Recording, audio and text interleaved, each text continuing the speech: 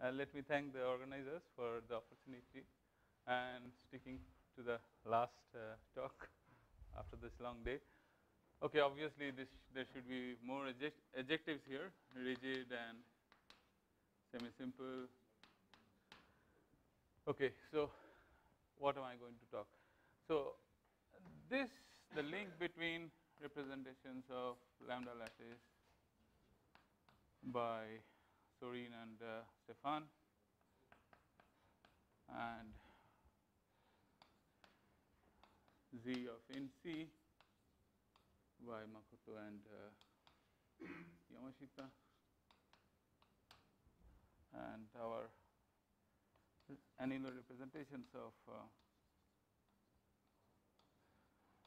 this by Ghosh and C. Jones. Okay.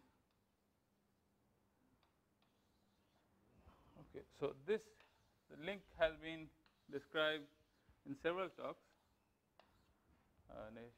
Neshveyev's talk and Makoto's talk, and there is another version of Vaughan and Anno also.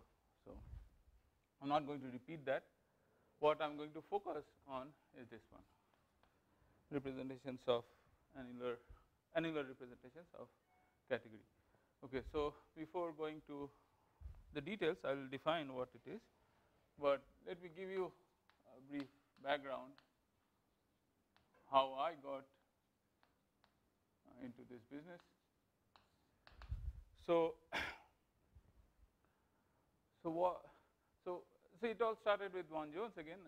So you had this P planar algebra, obviously, which came from subfactors.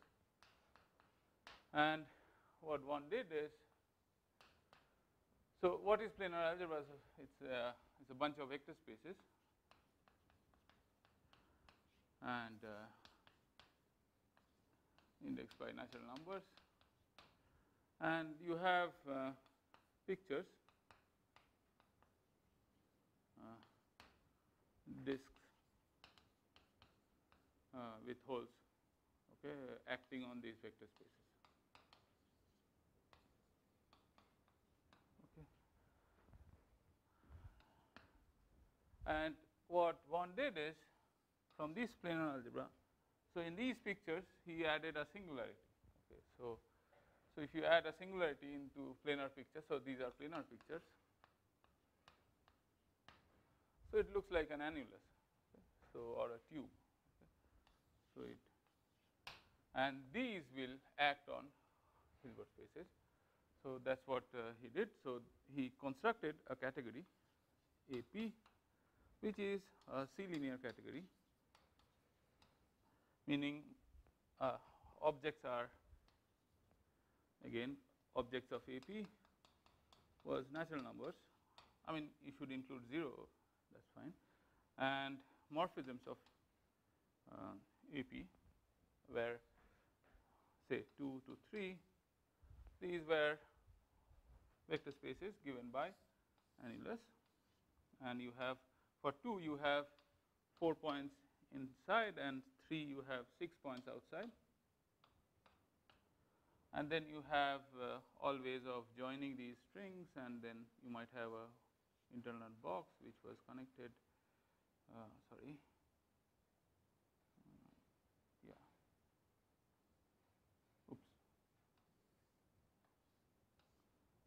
and this box will be labeled by X, and X coming from the planar algebra vector space P, and you mod out by the relations coming from P. Okay, and what did he do? He took representations of this AP. Okay, so what are these? I mean, so these are vector spaces, again indexed by n, on which these act. Okay. So AP23 will act on V2, and it will take it to V3. Okay, so these are vector spaces. And in the same, so this was done in annular structure for subfactors paper.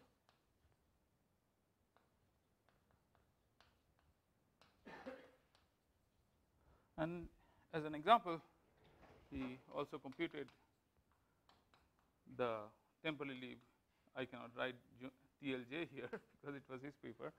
So he found the Repe TL delta. Okay. So he computed this, but why did he do this? I mean, already planar algebra was complicated enough, and he added a singularity. Why did he do this? What he wanted is to create new planar algebras. Okay.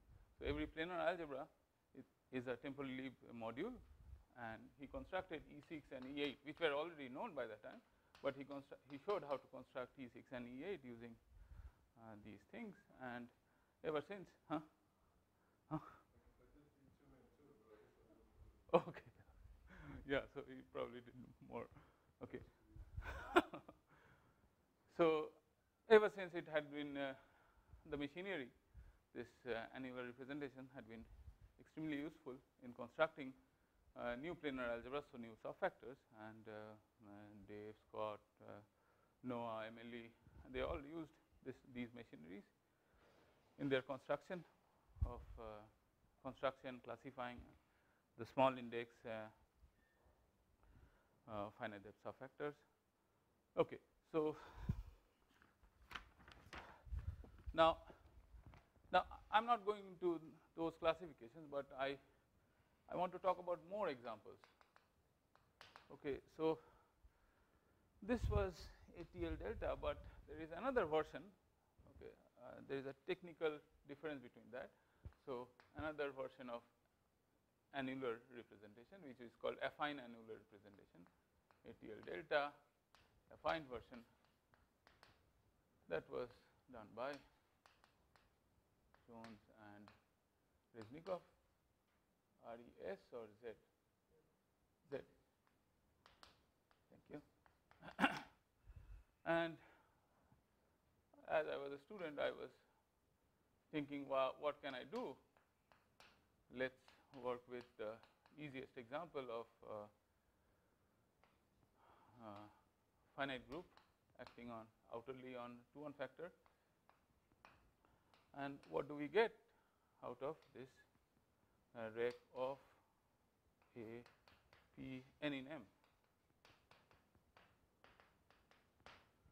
So what I found was this is the representation of the quantum double of the group. Okay, and this was as an additive category. Why? Because so this representation of FTL delta at that point of time, it was just an additive category. Could just take direct sum. There were no way how to take known how to take tensor product of these representations. So, but this is much better viewed in terms of tensor categories, and this is equivalent to center of representations of the group. Okay, but this is braided tensor category. Very nice category. So when I told this this equivalence there, one immediately told me you should look into Kevin Walker's conjecture or theorem, that he also has similar things in TQFT.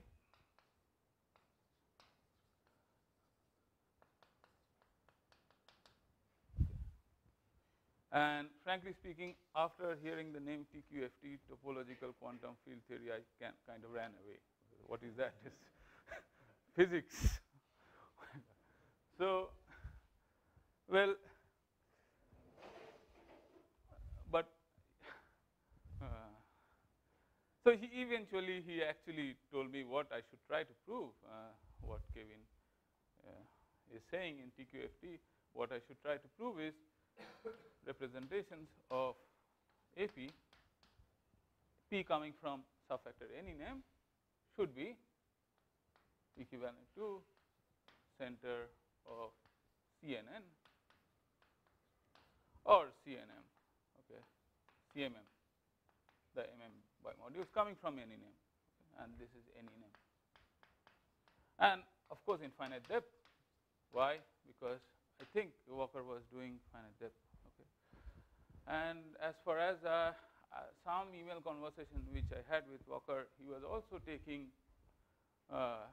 a braid in the original category, and subfactors might not be braided to start with. So when he said that, I did not ignore, but since I was afraid of TQFT, I kind of told myself a sweet lie that maybe one is being ambitious, let me not do it. So when I don't take the advice of Vaughan Jones, I suffer. But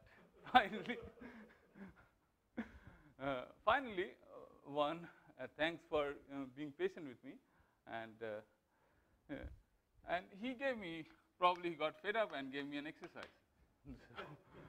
So why don't you prove AP00, okay, which also comes from Walker's thing, right? Probably equivalent to the fusion algebra of any fusion algebra of any. Okay, so that right away I could see this thing. Okay, so let's say CNN, okay, for the time being. So that actually, again, I did not understand why he gave me the exercise, but probably there was a secret conspiracy in his mind. So there is a canonical trace in this thing. Fusion algebra is irreducible of this, and what is that? C. Okay. And there is a canonical trace, a full canonical trace. And that canonical trace, what we did was got a pictorial version of that. I will describe this later using this AP00, and that actually helped me a lot to get that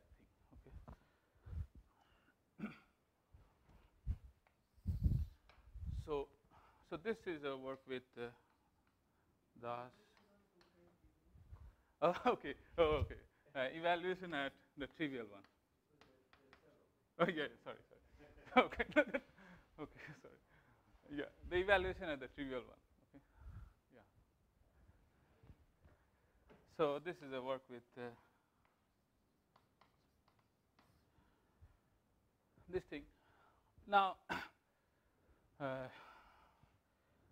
what did we do? We took RAPE AP. And we defined, first of all, there was no tensor structure. So we defined tensor structure on this.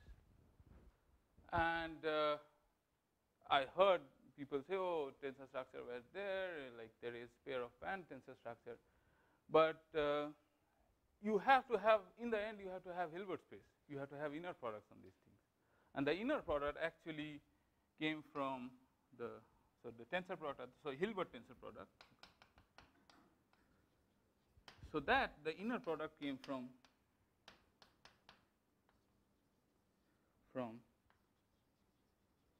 commutative valued inner product, commutativity constraint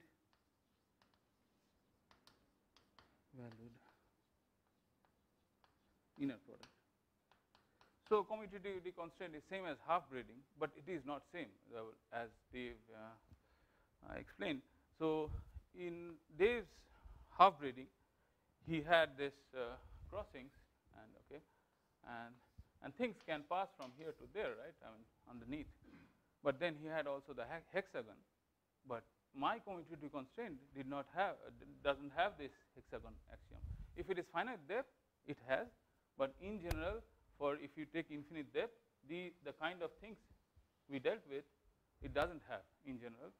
It doesn't satisfy the hexagon axiom. So we had to use these commutatively valued inner product to define the tensor product. Yes, it is similar to taking pair of band and twisting the thing. Okay, so you take. So what is this? I mean, quickly, if you see, the annulus can be seen as cubes, right? Okay, and how do you take V tensor W? So this should act. So V tensor W is V and W tensor product, and then you take this.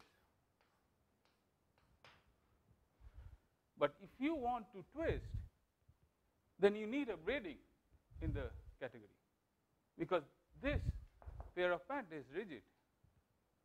So you have to do a little bit of technical stuff, and that's where these things, the hexagon doesn't satisfy. So it is similar to pair of pant. I'm not saying that it is not similar, but you have to do some technical stuff.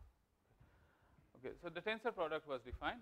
There was a contra gradient, obviously,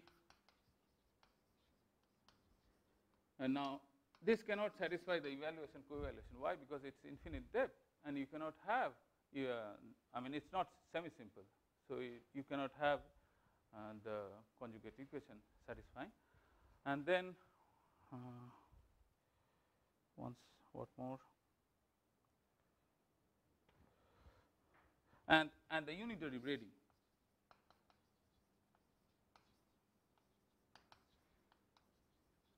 So if you take the, if you twist the, again, twisting of the legs of the pair of pant, that's not going to give you unitary braiding here. So you have to, again, you have to take the elements of V and W, you have to do some kind of 360-degree rotation, which will actually make this braiding unitary. Okay. And of course, we proved this conjecture in finite depth. Okay, and we said what will happen in infinite depth. Infinite depth.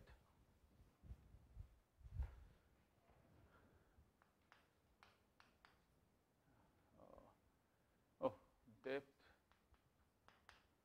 is infinity, then rep AP actually contains the center of CNN or CMM, same as CMM, doesn't matter, because it's just plus and minus changed. Okay, as a subcategory.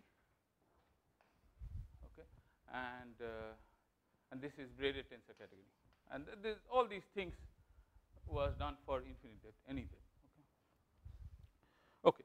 Now, and one more extra thing which helped us to do is, which actually Dietmar was trying to encourage me, is why don't you try using representation or annular representation to understand Popa's approximation properties. Okay. So this also gave me a platform to do analysis.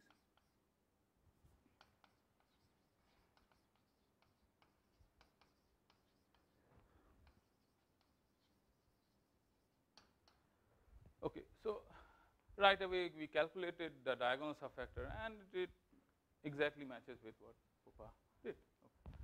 And it's amenable if the group is amenable and so on. Okay. But that's when Corey came into the picture. So, and we moved to C-star tensor categories. Okay. So that's what I will explain in details now.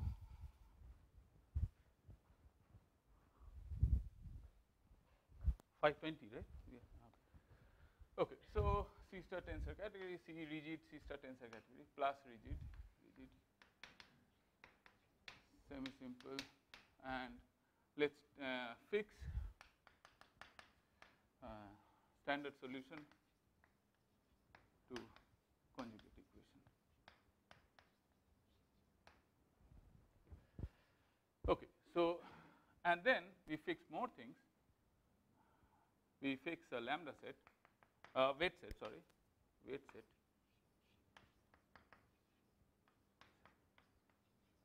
And what is that?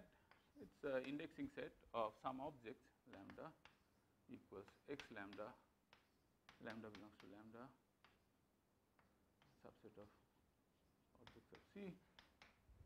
And we will do the same procedure what Vaughan did, create a C linear category, okay. A lambda, which we will just call A. Okay. And what are the objects? Objects of A will be just lambda. And what are the morphisms? They are basically morphisms. So I will read from bottom to top. Okay, morphisms from, I should say, lambda 1, lambda 1 y, lambda 2. Okay, and this will be the any morphism between lambda 1 tensor y to y tensor lambda 2, direct sum over all y belongs to objects of C. Okay. And then we take the quotient of this, or span of things like f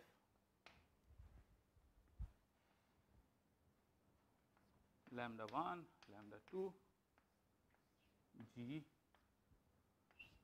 z, y, okay, minus the obvious relation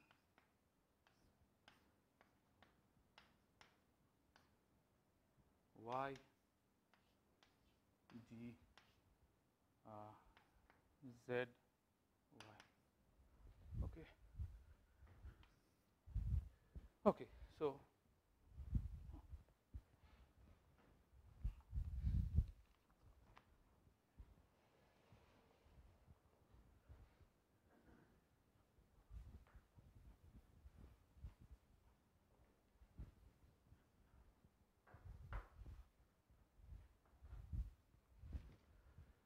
okay. So, now how do you compose? The composition is obvious.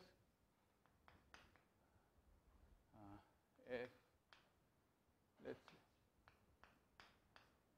lambda 2, lambda 3, y, composed with g, lambda 1, lambda 2, z. You define this as what is it? F, g, y tensor z, y tensor z. Okay. This is composition, and then you have, what do I want to say? Trace. The canonical trace in the pictorial version. What does it look like? So, if you want a trace, you have to give the trace on the algebra. So, this is a big algebroid, you can think, or a category if you want. So, but you have to take the trace on the endomorphism algebra. So, to trace on a lambda. So, let us take an element in a lambda, which looks like f lambda y, sorry, okay, and send it to a scalar. So, which scalar is it? So, what you do here is we want to, so this y, so you want to see this is in the tube form. This y is somehow connected to the back of the, from, like it goes back over the board and gets connected here. So, you just cut this and you have to put something here so that they get scaled. So, what can you put? So, you can put from trivial to y. So, what will you put? Obvious thing is you put alpha belongs to orthonormal basis of trivial to y, okay, and let's take f lambda and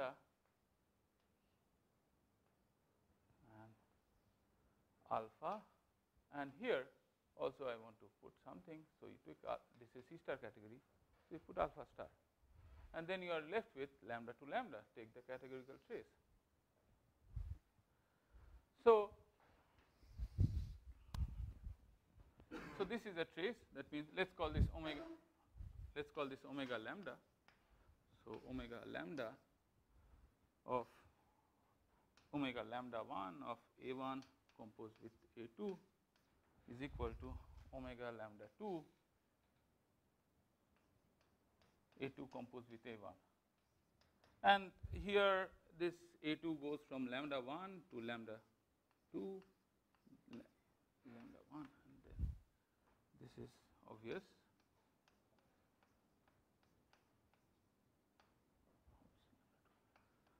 Okay, so and then there is a star structure. So star structure, so we are working with a C star category. So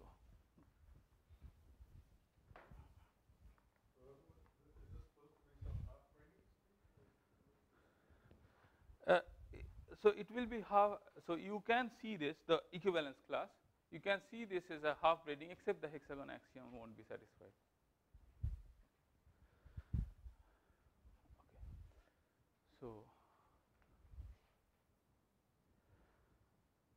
Okay. So the star structure which I will denote by hash because already there is a star structure there so that you don't get mixed up.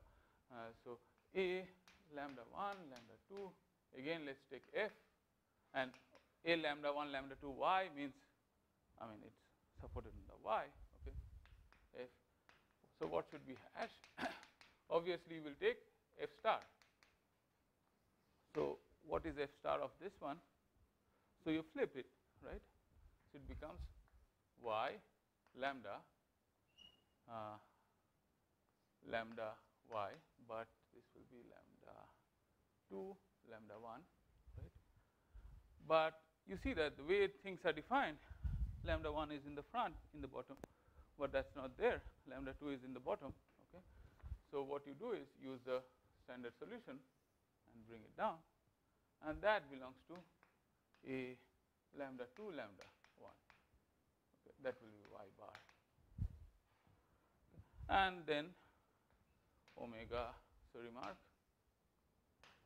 A hash A is strictly positive for A non-zero. Okay.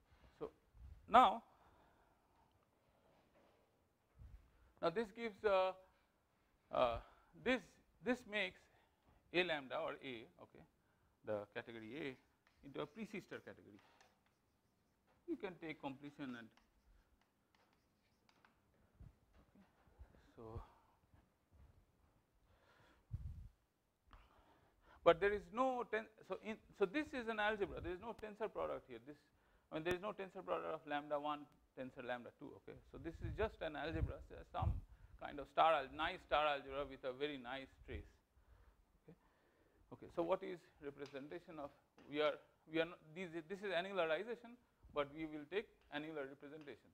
Representations of this is basically you take star functors to Hilbert spaces, not necessarily finite dimensional.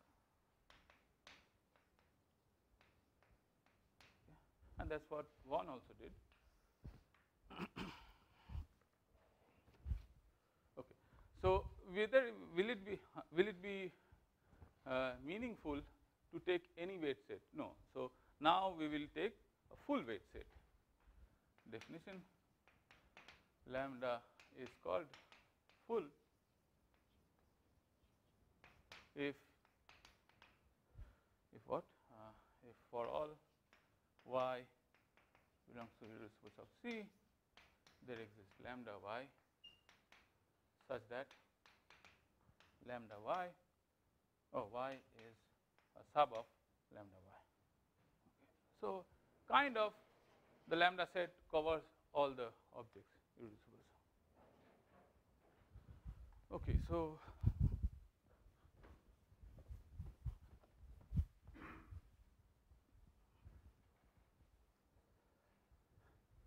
the first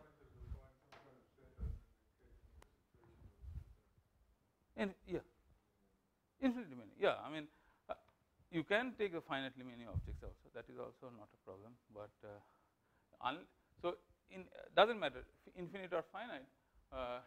So your lambda set should be full to have the whole center, to capture the whole center. But later we will do an example of free unitary quantum group where you don't even need fullness. You will see that, okay, in an example. Okay, so the first, I don't know whether I call it proposition or theorem. Let's call it. Let's be modest and call it theorem. Proposition. Sorry. Okay. Okay. So here I will need two weight sets. So I'll write the weight set here. Right. A lambda 2 all full lambda 1 lambda 2. Okay. So,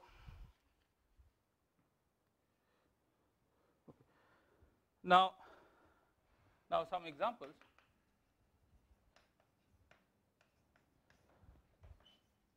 So, it does not, as long as it is full, it does not depend upon the weight set, the full weight set. So, if you take lambda is equal to irreducible sub C, then what do you get? You get Ocneanu's tube algebra. If you take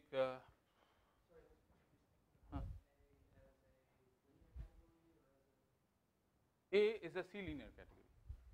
C linear means morphism. No, yeah, you can take direct sums, additive category, or tensor structure. I did not define because it will be too technical. I can define. It's not okay. Okay. If you see in terms of C star tensor categories, you have to draw less pictures and it will be easier actually instead of the original planar algebra thing. Okay. Lambda is whole of C, then you get Neshveyev Yamashita's Z of Ind C and what else? Okay, but where is Vaughan Jones? He had this P, right? Okay, so okay, that's not difficult. Again, answer is here. You take any name. You take x is equal to L2m nn, or you can take L2m1. Doesn't matter. Mm. And what you do is the lambda set is natural numbers and x tensor over the appropriate 2-1 factor k belongs to natural number. Okay, and then if you do this thing, you just get the representation of AP. Okay, so now how can you detect? I will not go into details because so many speakers already talked about the approximation properties, but let me just give you a quick view of how you can detect Popa and Popa Vaes approximation properties. Okay, so detection of approximation properties. Okay.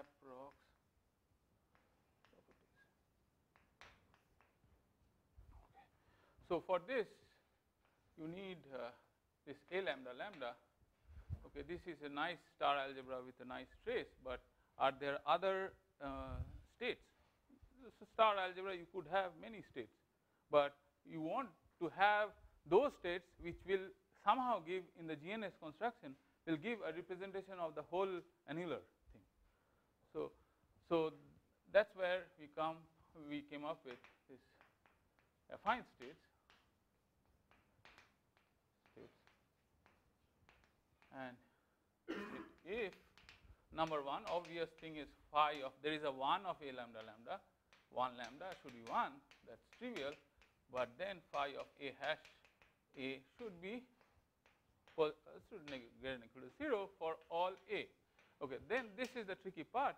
For all A belongs to A lambda lambda? No, that is not enough. So here what we will do is starting from lambda 1 for all lambda 1.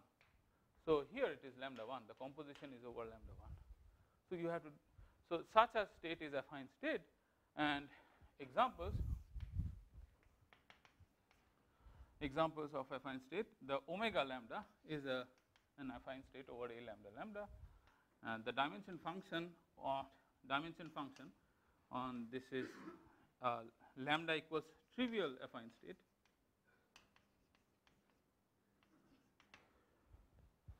Because so lambda equals trivial means A trivial, which is the fusion algebra, which I told you. Fusion algebra, which is what? C of irreducible sub C and you have the dimension function. Okay, so that is an affine state, and then there is, and then you take, and these are the two common ones, and you take any representation rep of A, okay, and take any unit vector that will give you V lambda in V lambda such that norm xi equals 1, that will give you an affine state. So you can have the universal, so you can, so for all A you can define a universal norm which is supremum over all phi affine state phi A hash hash, and this should be square root, I guess. Okay. And this will be the universal norm, and regular norm will come from omegas. Okay. And amenability is same as universal norm is same as the regular norm, but if you want actual translation of what Sorin and Stefan did, I still have some time. Okay, let's do 1. C is amenable if and only if there exists sequence of phi n of affine states such that, okay, finitely supported affine state,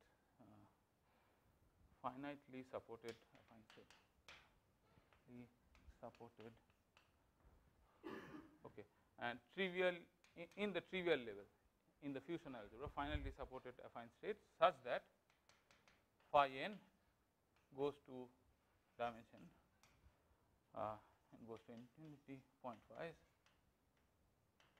Okay, if you replace by amenability by Hagerup, okay, and then this finite support will be replaced by finite support replaced by phi n divided by d should be what should vanish at infinity. Okay, sorry, I am being very sketchy here, and since I don't have much time, what is proper? I'm not going to write. Property T is if you have a sequence of affine state which is going pointwise to D, then it phi n over D should go uniformly. That's a thing. Okay. Okay. So in my abstract, I said that I will do some examples. Let me quickly give you those examples.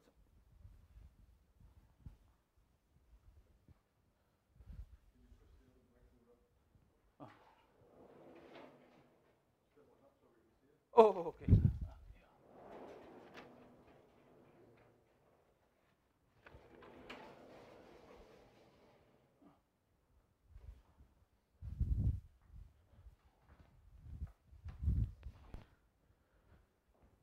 And the first example is, so here what I am going to do is example of in different categories. I'll try to find the universal C star universal of the A lambda lambdas. Okay, let's take Temperley-Lieb Jones and unshaded. U means unshaded Temperley-Lieb Jones.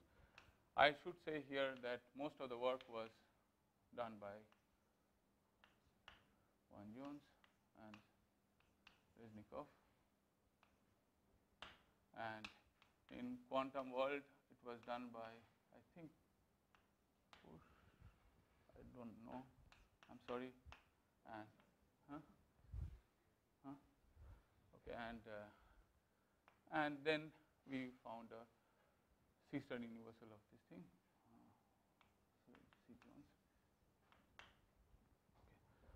And I should mention here in this calculation immensely which helped is Scott's formula for caps in the Jones-Wenzel idempotence. Okay, without that it would have been impossible. Okay, so if you want to find the tube algebra, and they take the C star universal thing of that. So this is given by the Jones-Penziel idempotence Fn, n belongs to natural number 0. Okay, and so what is, so this is your lambda. So A, okay. Now the first thing which we proved is ANN is abelian. Okay, so the C star universal of ANN should be given by its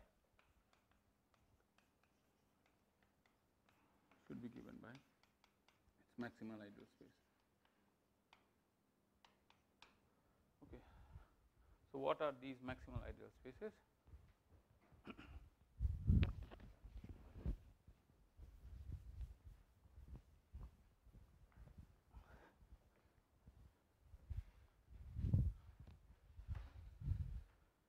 Okay, let's start with n equals 0.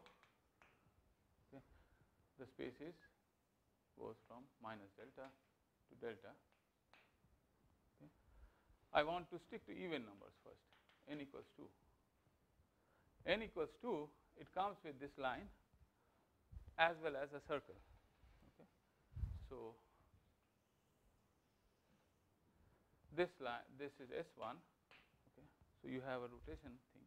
So every unitary will give you a representation, but these representations actually will feature here. So you will have this, okay, but joint here. Oh, let's take delta for simplicity. Let's take delta greater than 2. Okay, and it will be joint here, but this you have this homeomorphism here, but there is a subtlety here, minus delta and delta. Okay. This was pointed out by Makoto when we were writing the paper. So this actually doesn't feature as this point here. Okay. This gives the planar algebra or the category itself, and this minus delta is some other version of that, and this is not this point.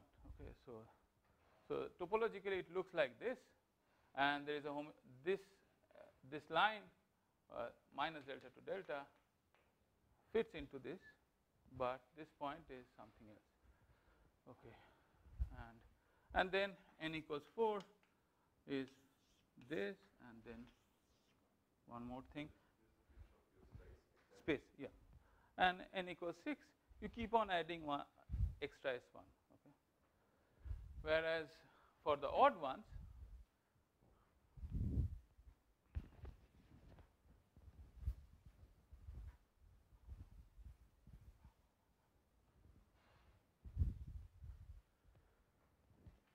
for n odd, n equals 1, it's just n equals 3, and so on.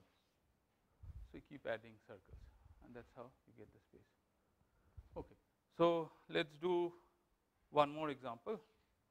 I have 6 more minutes.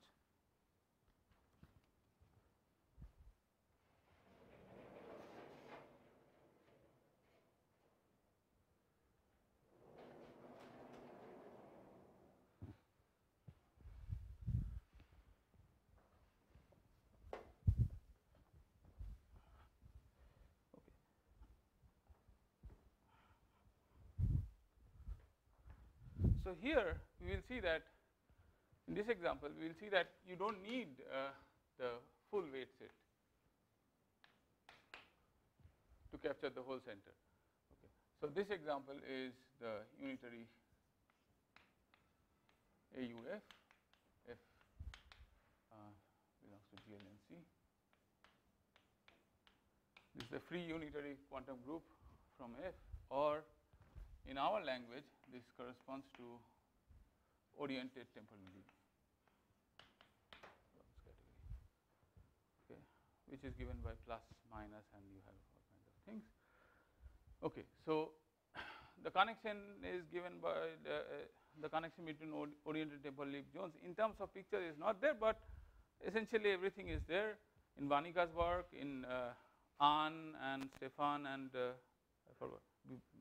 Julian Bichon's work, in several people actually right away can say that it is oriented Temperley-Lieb Jones if I show what the oriented Temperley-Lieb Jones category is. Okay. So, so what are the objects of these?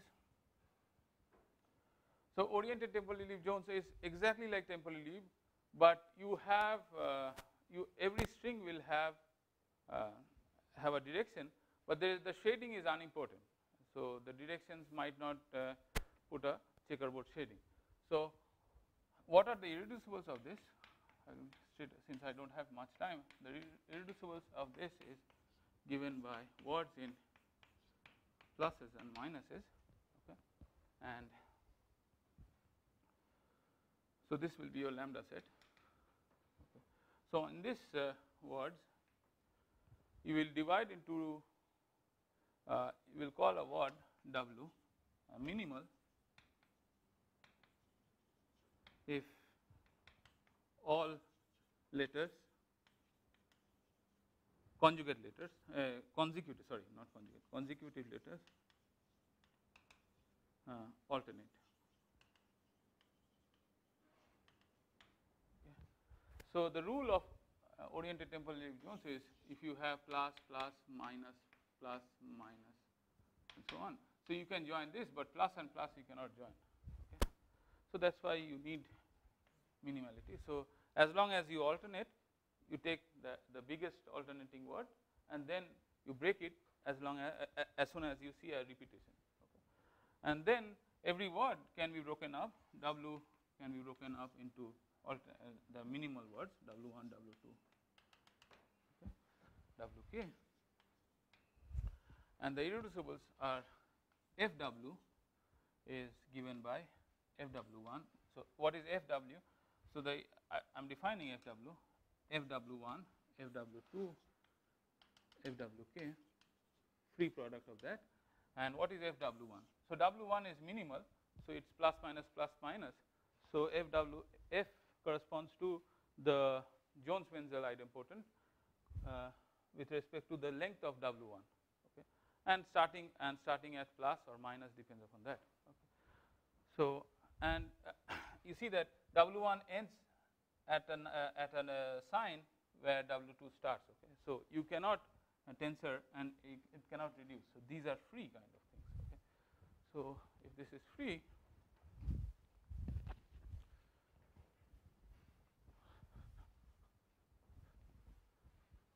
okay. By the way, this is a joint work with one of my students, Madhav Reddy and Kore. Reddy, C. Jones. Okay, so lambda is broken up into, so you have the empty word which corresponds to the trivial, and then you have union lambda 1 which corresponds to a word is itself minimal. If it is itself minimal, then it is lambda 1, and then lambda 2 which has at least 2 minimal words. Okay. So in these lambda 2, okay, I am not going to take the full lambda 2. Okay. So I am going to take W, I will reduce this lambda 2, W belongs to lambda 2, where W starts and end with same sign,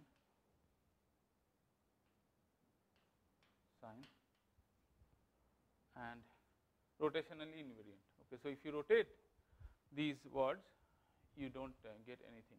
Okay, so and rotationally invariant, or invariant under cyclic permutation. Rotationally invariant. So this is a reduced weight set, but the theorem which we have is rep A lambda is indeed the center in C, and this gives the fusion algebra. This more or less all the representation comes from the Temperley-Lieb, the unshaded part. This gives bunch of circles. Okay, but the fusion algebra here is non-commutative, and again we had to take, it's Scott's formula to prove that so you take the representations of the trivial MT is actually comes from is one-to-one correspondence to P belongs to B of H, any Hilbert space, norm T is less than delta.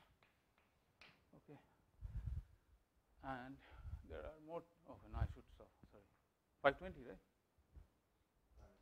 Time is up. No, I should not. Yeah, I mean, okay.